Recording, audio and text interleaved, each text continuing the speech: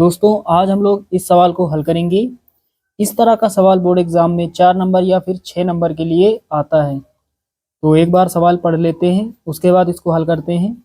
यहाँ पर लिखा हुआ है, ऐसे दो क्रमागत विषम धनात्मक पूर्णांक ज्ञात कीजिए जिनके वर्गों का योगफल 290 हो। तो चलिए हल करते हैं। बहुत ही आसान सवाल है। तो सबसे पहले यहाँ लिखते हैं हल।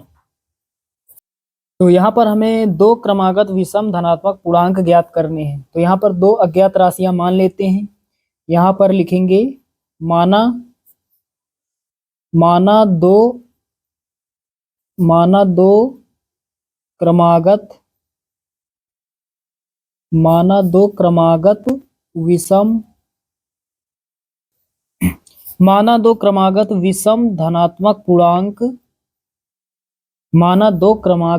विषम धनात्मक पूर्णांक x+1 तथा x+3 हैं।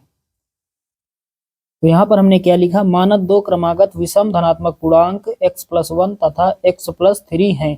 तो साथियों यहाँ पर हमने दो क्रमागत विषम धनात्मक पूर्णांक x+1 तथा x+3 को माना है। ऐसा इसलिए क्योंकि यहाँ पर लिखा है दो क्रमागत विषम धनात्मक पूर्णांक, पहली विषम संख्या 1, दूसरी विषम संख्या 3। तो यहाँ पर सिर्फ दो क्रमागत विषम संख्याओं की बात हो रही। तो पहली विषम संख्या x+1 और दूसरी विषम संख्या x+3। चलिए ये आपको समझ में आ गया होगा। अब दोस्तों हल करते हैं सवाल को आगे।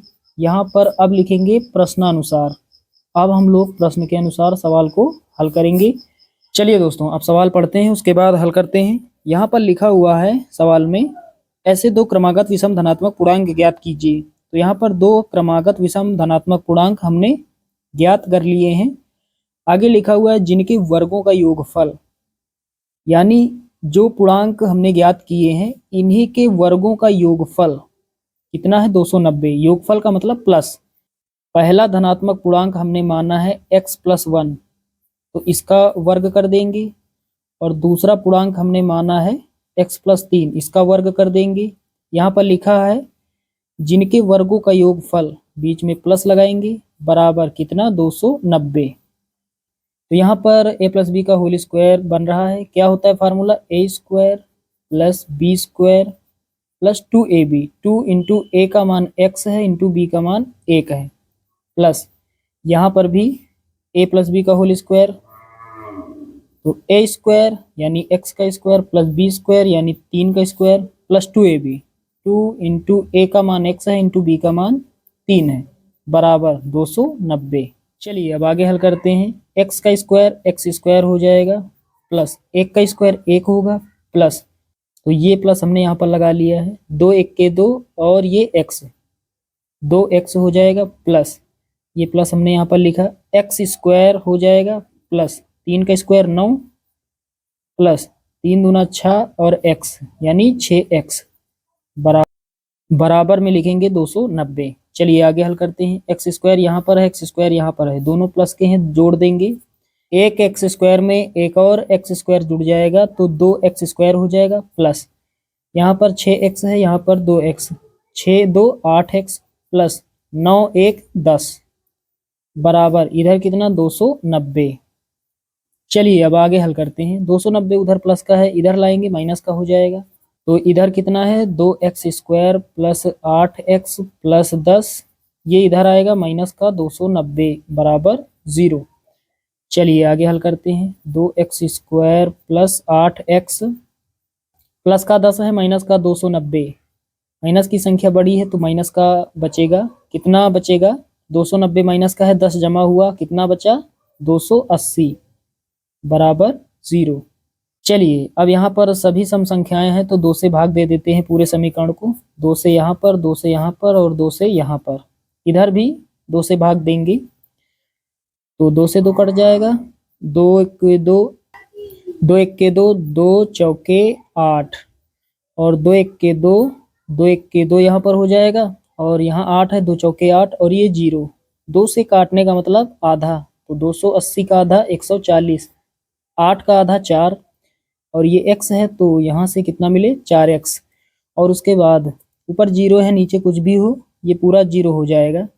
यहाँ पर, तो इधर कितना बचेगा एक्स स्क्वायर प्लस यहाँ पर कितना 4x माइनस 140 बराबर 0। चलिए अब कर देते हैं गुणनखंड। तो यहाँ लास्ट में कितना है 140 और यहाँ पर कितना है x का गुणांक 4, गुणा करने पर 140 आ जाए और यहाँ पर इसके बगल में माइनस है, इसका मतलब घटाने पर x का गुणांक कितना 4, गुणा करने पर 140 आए और घटाने पर 4 आ जाए।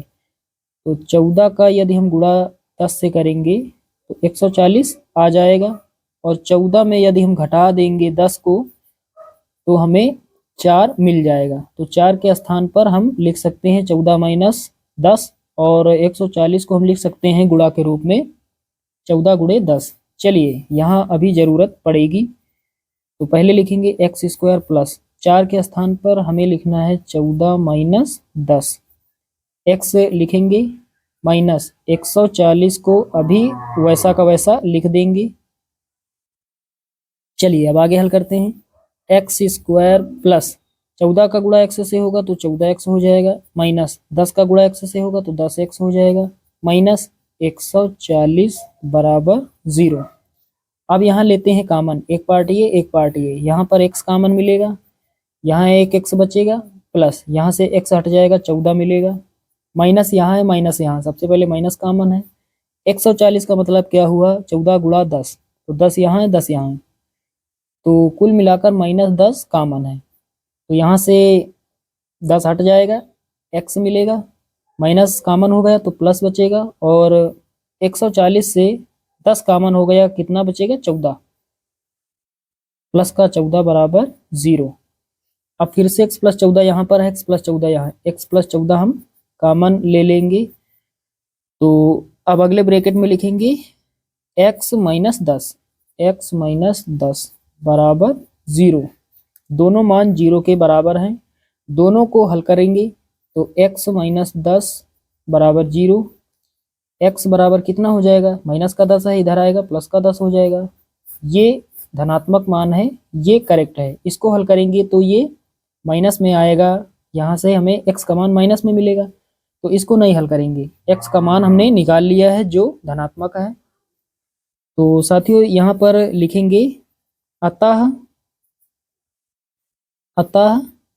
दो, तो साथियों नीचे क्या लिखेंगे, नीचे लिखेंगे अतः दो क्रमागत धनात्मक विषम पूर्णांक, विषम पूर्णांक हमने क्या माने हैं यहाँ पर x प्लस 1 तथा x प्लस 3, तो x का मान कितना प्राप्त हुआ 10, 10 प्लस 1 कितना 11 और 10 प्लस 3 x का मान 10, 10 प्लस 3 13, तो 11 और 13 यही वो क्रमागत धनात्मक विषम पूर्णांक होंगे। तो यहाँ पर लिखेंगे अतः दो क्रमागत धनात्मक विषम पूर्णांक 11 तथा 13 हैं, 11 तथा 13 हैं, यही हमारा फाइनल आंसर हो जाएगा। तो साथियों उम्मीद करता हूँ कि ये सवाल आप सभी लोग अच्छे से समझ गए होंगे। चलिए दोस्तों मिलते हैं अगले वीडियो में, तब तक के लिए जय हिंद।